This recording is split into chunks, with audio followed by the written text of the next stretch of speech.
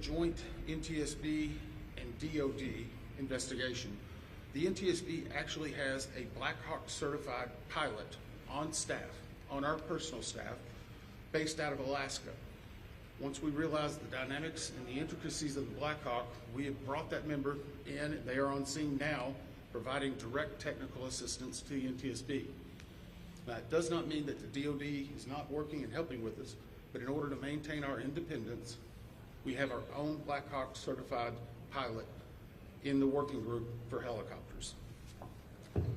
Regarding salvage at this point, the Navy Supervisor of Salvage is conducting salvage operations at the current time. Barges are en route from Virginia Beach, and we anticipate them to be on scene early tomorrow morning. After their arrival, they will be secured and located, and then significant salvage operations will continue. They are ongoing right now, but this will be the main lifting.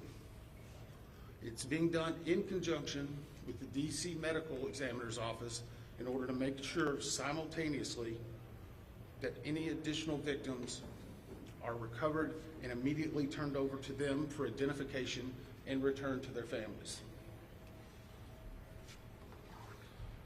SupSalv, which is the Supervisor of Salvage, is also conducting a debris mapping right now. This will help in our post-accident analysis of how the machine actually reacted to the incident. It'll also help us with understanding some of the airworthiness and crashworthiness and human factors. We have right now two distinct debris fields. One that houses the Sikorsky, which is in comparison to the CRJ, a little bit smaller. The CRJ is in another distinct area, and we consider a little bit larger. The good news is, based upon the initial mapping, while there are some small aspects of that debris field, there are large chunks that will be easily recoverable, and it will aid in the investigation when we bring it into the secured facility that will be located here on MY. That will help us in the close proximity to be able to review and evaluate. Yesterday we outlined for you a number of groups that have been stood up. A few of them in particular I want to call out, although every one of them have been working very hard. For your edification, the ATC group, Air Traffic Control, has been conducting interviews today. They're ongoing tonight. They will be ongoing for probably the next few days. We've had full cooperation in getting the witnesses that we need to gain those interviews. We will then take that information and match it with other data that we're receiving, and if necessary, conduct follow-up interviews at a later time. Our operations group now has on site an exemplar airplane similar to the CRJ 700. It's on a hard stand here at NWA. They will use that to evaluate cockpit configuration, seating, things like that. So whenever the salvage comes up, we're able to use an exemplary aircraft to match it against examples such as where maybe switches are, navigational aids, electronics. It is almost the exact same configuration as the incident aircraft. I want to clarify one thing. There's been a lot of questions and discussion regarding manifest. Let me make this very clear. The NTSB will not and has not released a manifest. We have not in our history, not in our past.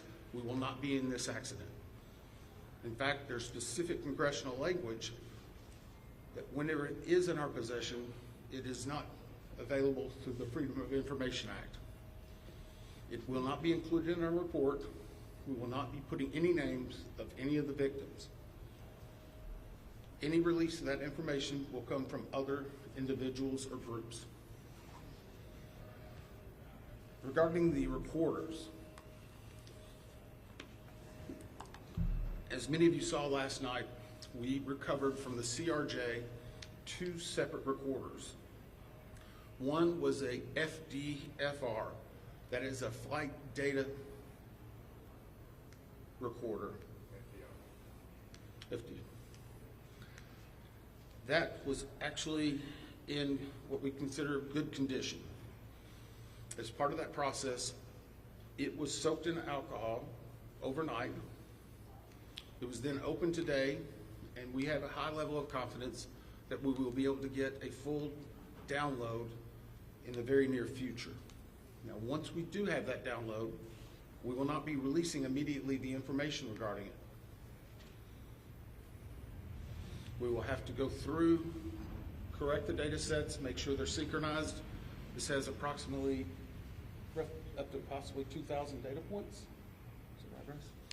So all of that has to be synchronized and looked at. It's a very laborious practice. It takes a lot of time. Regarding the CRJ's cockpit voice recorder, once it was recovered and opened, we found that it had water intrusion. That is not uncommon. It is not an unusual event for us to receive a recorder with water intrusion. We deal with that all the time. Our recorder division is one of the best in the country, in the world actually. We have recorders sent everywhere, so there's a step. The CVR was soaked overnight in ionized water, at which point the team put the CVR into a vacuum oven in order to extract moisture. They are still checking electrical connections to determine if they're ready to try a download. It is one step of many steps that we will take in order to get that data, but we have a very high level of confidence that we will have it. We just have to work through a number of steps. Lastly, on recorders, the Sikorsky, where the CRJ has two separate recorders, the Sikorsky has a combined cockpit voice recorder and digital flight data recorder. It's in one box. I can report to you now, we have recovered the Sikorsky black box. It is safely at the NTSB headquarters. It will begin an evaluation, just as the other two recorders did last night, to determine when and how to take action. I can tell you from a visual inspection, we saw no exterior damage that would indicate that it was compromised at this time. So we have a high level of confidence that we will be able to have a full extraction from that as well. Those are some of the significant updates we have right now. Obviously, we'll be doing some more in the essence of time and making sure our team gets back. I think we're going to be able to take maybe 4 or 5 questions. I'll call on you and I'll repeat it. So we'll try to play that game a little bit, please. Right here. Thank you very much, Todd. Your name and outlet, please. Jonathan Kersley from Channel 9 Australia. Captain Sully Sullivan, one of the heroes of the incident on the Hudson, has said that we absolutely should be reviewing airspace, not just here but in other places where there's a complex mix of traffic. Is he right? Is there time for a permanent shift in DC and across the country to keep airspace safe and separated between military and civilian air? So the question for those watching, is it this time now for us to possibly deconflict or change some of the airspace where military aircraft operate with commercial aircraft? I can't give you a definitive answer on that. What I can say is in this incident, it should not have happened. We have in aviation what's called a Swiss cheese approach, wherein if something fails, a backup should catch it. Multiple layers of redundancy. It's been a very long time since we've had a major aviation incident in the United States, and that's the reason why it's one of the safest forms of transportation in the country. But the only way they do that is by investigating what happens now and then making recommendations in the future. Again, the NTSB has done 100,000 aviation investigations. We've issued 15,000 recommendations. Over 84% have been accepted. Once this investigative report comes out, we will be advocating probably for years for changes that need to be made, but we'll not speculate on what needs to be done until we have the facts. Rod, is there anything obvious? Hey, I'll call on people. Sorry. Member Dave Treverson from Reuters. Can you talk about how long you think it will take to recover the debris, how long you plan to be on site, and have you got any early data yet off the ATC tapes? I think that was 3 or 4 together. How long the debris will take, how long we'll be on site, and have we gotten any information off of the air traffic control tapes. The debris, we are hopeful once the mapping is done, that it will be done in what I will call quick order. I can make no guarantees of that because first and foremost, we need to make every effort and to make sure we're recovering every one of the people that perished in this accident. We'll have some cranes that'll be coming up, and once that happens, you'll see a lot more activity, and we'll be moving that in, but I don't want to give you a definitive time.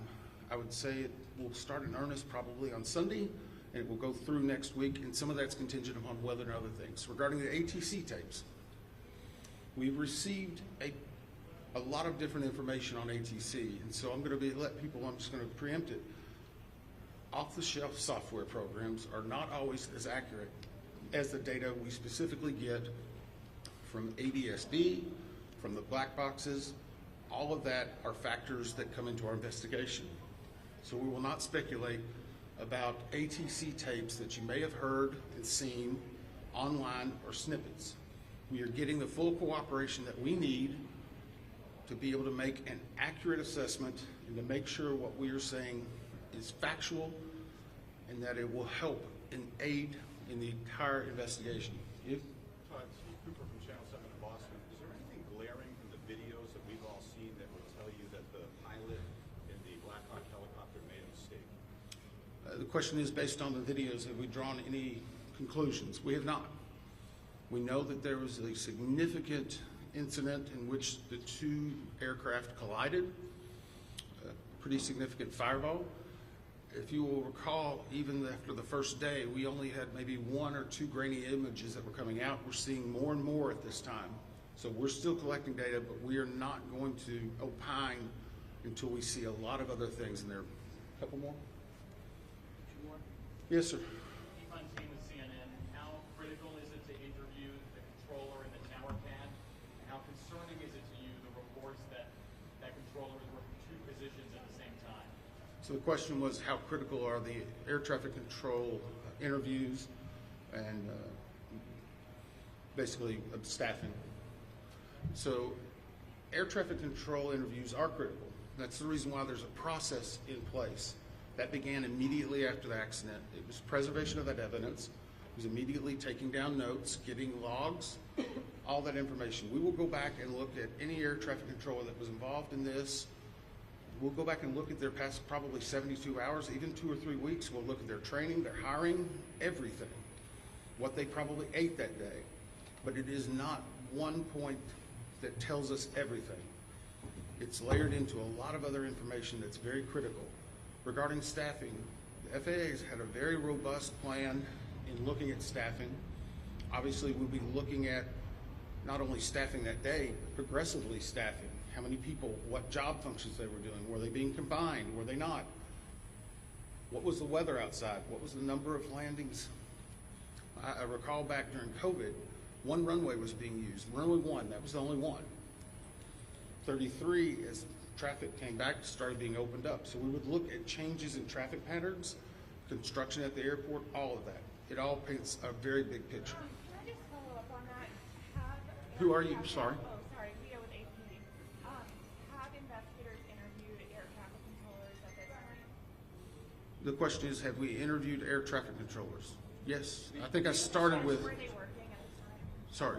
They were working at the time of I'm sorry, clarification. Was it an air traffic controller that was working at the time of the accident? Yes. Yes. Now, I'm not going to speculate. Sorry. Nope, sorry. I'm not going to speculate. The next question is, was there 1, 2, 3?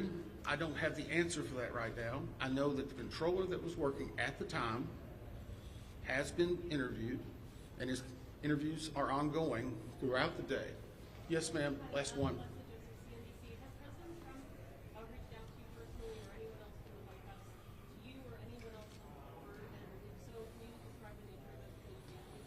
The question is anyone from the White House reached out to me or other board members? I won't speak for other board members. I know that the chair did a briefing yesterday. It was publicly discussed and gave some information. I have not received any contact. I'm going to go back to something we talked about earlier. The NTSB is an independent bipartisan board. 58 years as the gold standard. Our job is to find the facts. But more importantly, our job is to make sure this tragedy doesn't happen again, regardless of what anyone may be saying. Our investigators never want to see this happen again, and I never want to have to go back and brief another set of family like that. Thank you. Not about the facts. President Trump was wondering why